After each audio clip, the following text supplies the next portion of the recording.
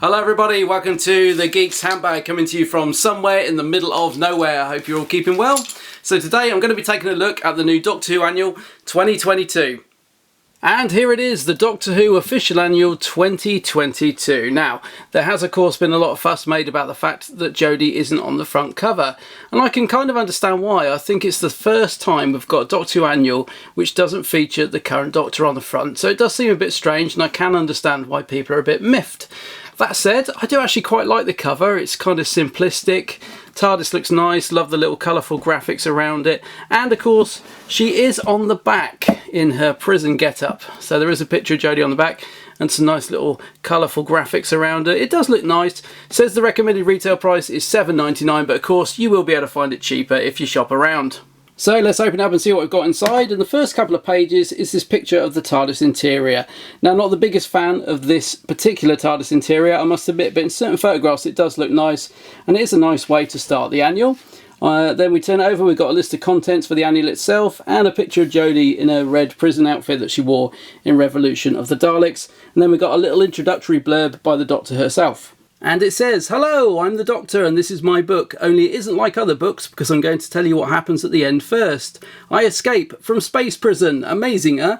You can totally imagine Jodie's Doctor saying this, can't you? "But while I was locked up, I kept a diary and you can read some of it in the pages that follow, along with loads of top secret intelligence reports from my friends and even some enemies. Enjoy!" So a nice little intro from the Doctor, and there's a cool picture of her there alongside Yaz, Ryan, Graham and Captain Jack. On the next page we've got the Doctor's prison diary, so you've got the 13th Doctor once again in a red prison outfit with that cool funky writing down the front. I'll try not to flick too quickly through the annual, but do pause on the pages if you want to see them in a bit more detail. Then we've got the first of our quizzes where you have to find 4 of the monsters in a row, so you've got Kablam Man, Cybermasters, Dregs, Pating, yay! And then some Time Lord Victorious content, Daleks, the Archive of Islos, Part 1, so you can find the rest of this comic as you flick through the annual. I quite liked the Daleks animation they did. It did look a bit ropey in places, but I thought it was a good story. And then we've got the Doctor's monster cellmate, so this one, the Weeping Angel. Got the Doctor's psychic paper in the corner saying, "That's my mate Angela, blink and you'll miss her." Literally, because if you're looking at her and you happen to close your eyes, even for a second, you'll be sent back in time and she'll feast on the energy of the life you would have lived. Nasty. Yes, they are great, aren't they, the Weeping Angels? Proper scary. On the next page, we got all about Yaz, 2 pages telling us about her family, friends and her career. In the bottom left-hand corner it says "My Home" with a picture of the TARDIS, and Yaz says, "I know it says up there that my address is on the Park Hill estate, but the place I feel most at home is inside this magical blue box. It belongs to the Doctor and it's called the TARDIS." So it sounds like Yaz is enjoying her time in the TARDIS with the Doctor and doesn't want to be leaving anytime soon. Turning it over, we've got Captain Jack's Dalek file, so John Barrowman there. Quite surprised to see this in here actually, considering all the furore going on with John Barrowman at the moment, but nice to see the Davros is there and this lovely gold Dalek. They still look great, I think, that design. Then we've got the Timeless Child. Of course, some people will be tearing this page out, ripping it up and burning it, but others will love it. And it's always nice to see the classic Doctors featured with Fugitive coming after 12 there. What does it all mean? We don't know. And let's see, what's the Doctor saying up here? "I used to think I knew all my faces, even one that I tried to keep secret. But thanks to the Master, I now think there's a whole lot more to my past than I'd ever imagined. Here's everything I know so far." Interesting wording there. I now think there's more. So could the Master be lying? I don't know. It'd be interesting to see how this plays out. I still don't know how I feel about the Timeless Child, in all honesty. But anyway, moving on. The next monster cellmate is the Ood. I love an Ood. So does the Doctor. She says so in the psychic paper there. Then we've got Beat the Jadoon, a word search. I love a good word search. More Time Lord Victorious, this time part 2 of the Daleks, Archive of Islos. Then we've got part 2 of the Captain Jack Dalek files. So lots of Daleks from different eras. Hybrid Dalek Sec, alright mate. Then Paradigm Daleks, all of that sort of thing. Then Bad Business with Jack Robertson. I wonder if we've seen the last of him. And then Monster Files, the Sycorax. They were great. I really like the Sycorax. I'd like to see them come back actually.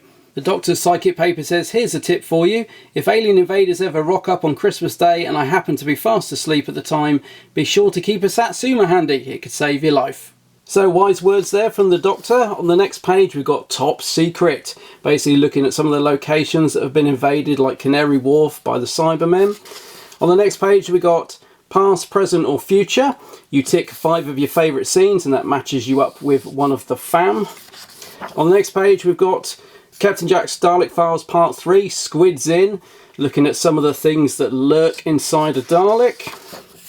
Then we've got Inside Number 10 with Yaz, taking a look at some of the various Prime Ministers. Nice to see Harriet Jones there and Harold Saxon.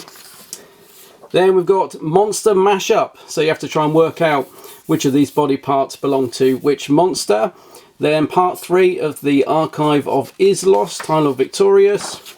And Monster Cellmate, the Pating. Yes, as you know, the scariest, most deadliest being in the universe. So what else can we learn about the Pating? According to this, he's got squeezably chubby cheeks, large cute blue eyes, very pointy teeth, dangerously sharp claws.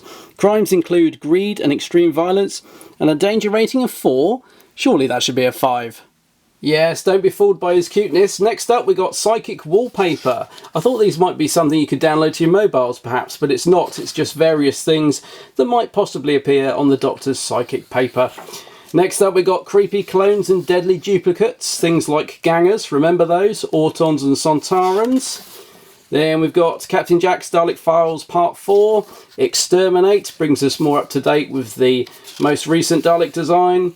Then we've got Dalek Design Challenge. So what's this about? Dalek unit has lost weapons and tools. Replacements must be designed. You, small human, who you calling small, will use the knowledge shared by Captain Jack Harkness to design a replacement system. Obey, obey, obey. So if you want to ruin your annual, you could draw all over it, I suppose.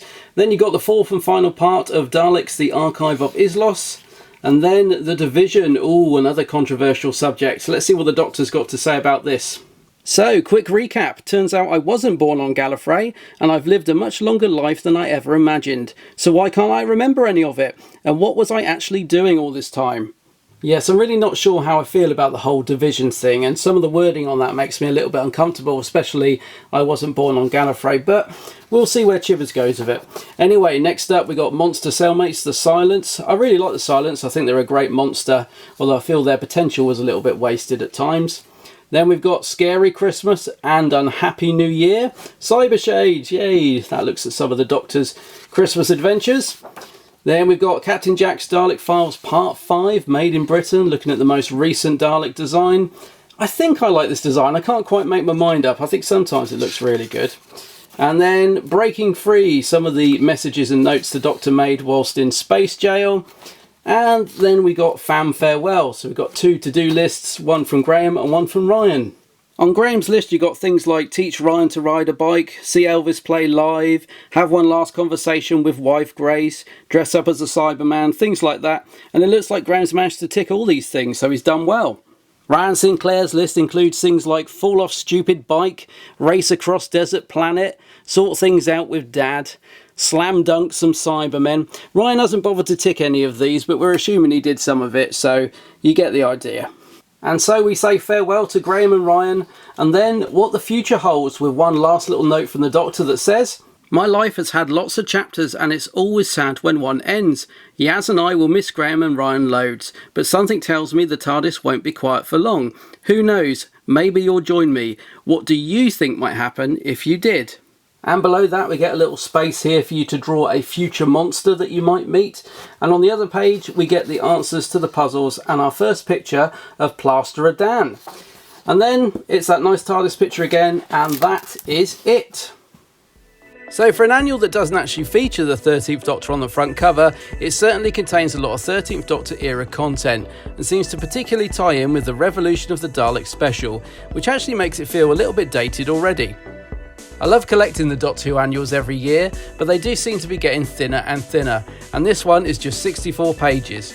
But it does contain some nice content though, and I think it's safe to say if you're a fan of the 13th Doctor era, or just a collector of the Doctor Who annuals like myself, then you're going to want to pick this one up. So overall, the Doctor Who Annual 2022 is another nice addition to the range, and will certainly make for a decent stocking filler. So there you have it. I hope you enjoyed looking through the annual with me, and I hope you enjoyed this video. If you did, do check out the Geeks Handbag on Facebook, Twitter and Instagram. And don't forget, I also do a weekly Doctor Who podcast with Gary that goes out every Friday called The Big Blue Box Podcast, so do give that a listen. But until next time, take care of yourselves. Bye bye!